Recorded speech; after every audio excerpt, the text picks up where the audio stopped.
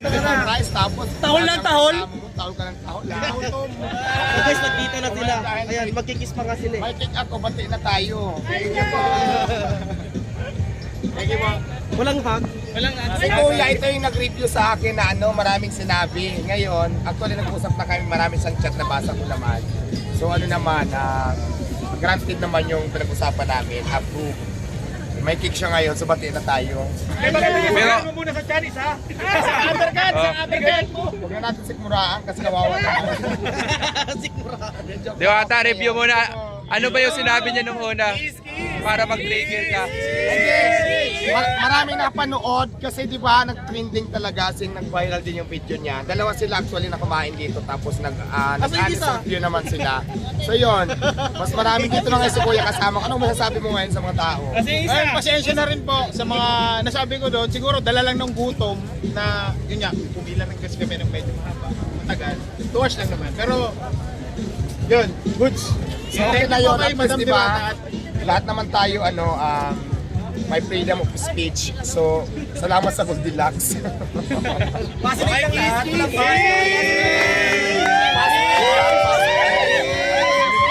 Para sa inyo nakakilala kay Kuya, siya yung nag-review dati dito na nag-viral. Dalawa sila actually noon.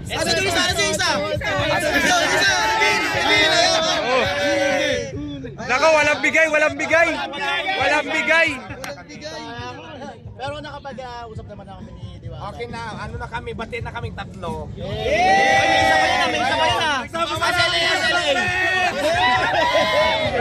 Kailangan, ang challenge ko sa inyo, kailangan i-kiss nyo ako kabilaan. Oh, yan. Oh. Ayun na, sa harap mo. Nagsara ka ng ng pintuan ng kotse. Ay, sa harap mo. Oh, yan.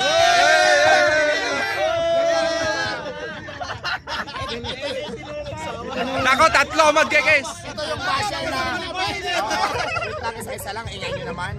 Ito yung nasarahan ko ng pinto kasi nung time na yun, nagla-live ako, nagpapasahod ako, may ginagawa talaga ako. Fine talaga yan. Ngayon, sinarahan ko siya ng pinto, lumabas naman na lumaki ng ulo ko, ibang nagagawa ng pera, kung ano-ano nang mga sinabi sa akin. Grabe kayo, ulit sinabi. Ito yung siya, batin na rin kami. Yung kiss na lang, baka nakalimutan nila. Okay na yun, wag na. Magkakamukha lang naman kami.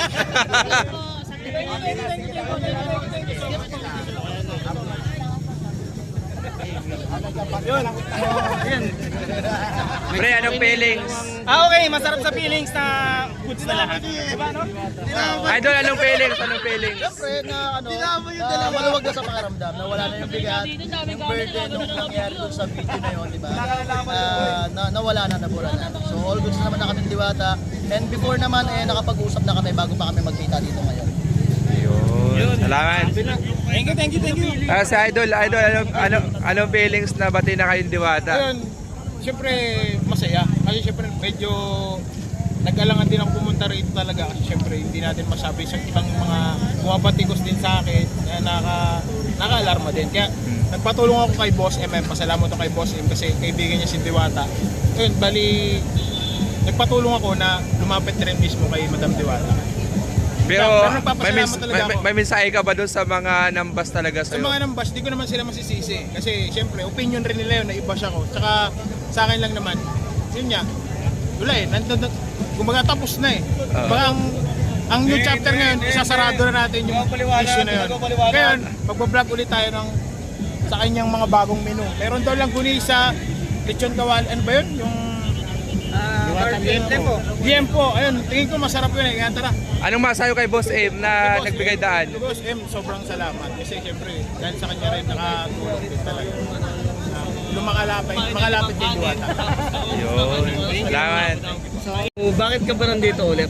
Bakit ako nandito ulit? Siyempre, this is our way to support Diwata. Kahit ganun yung nangyari, still, I'm supporting Diwata. Gusto ko pa rin kumain ng maayos na. Actually, I'm about to try yung kanilang bagong menu, like yung barbecue, yung longganisa, and hopefully matry ko rin yung bulalo, which is hindi ko na-try last time.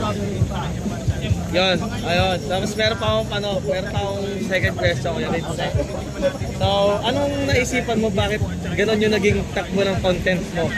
Actually, ang dami kasing nag-request sa akin na gawin ko yung honest review. Actually, that is the first time na gumawa ako ng ganong klaseng content. So, in-express ko lang din naman yung nalalasahan ko. But then again, sabi nga ng iba, nasa tao na lang talaga yung panlasa, kung ano yung malalasahan nila dun sa food. And then, may mga nabasa din ako na kung hindi mo nga magustuhan yung timpla ng broth, doon nga papasok yung mga condiments to adjust yung taste na gusto mong malasahan. Okay. Okay, last question. Kuya Ritz, uulitin mo pa ba yun? Hindi na. Hindi na. Hindi mo na ulitin. Grabe, hindi.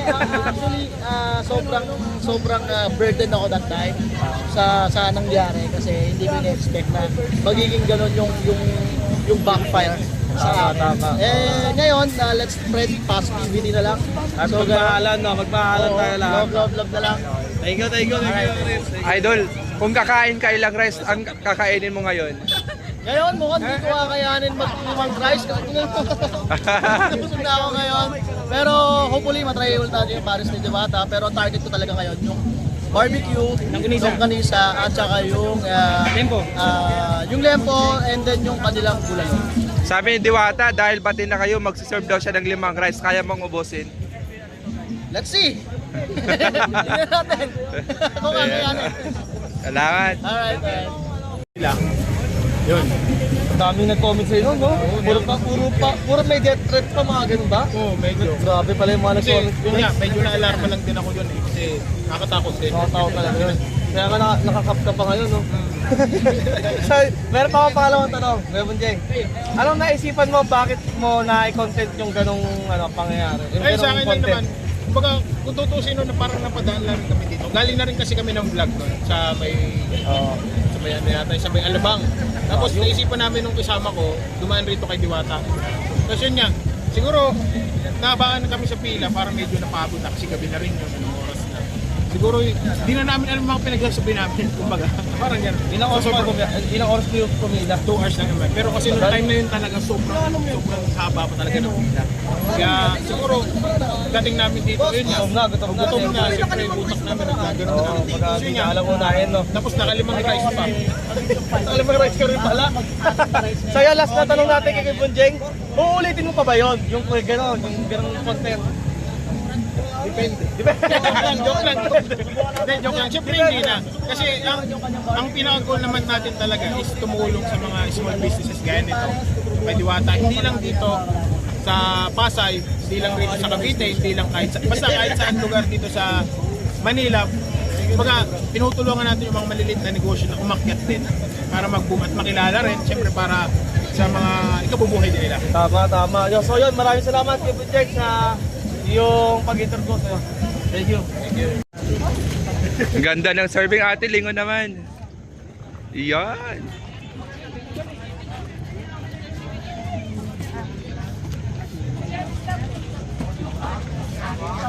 Hindi kita bibigyan ng ulam dito pag wala kang staff.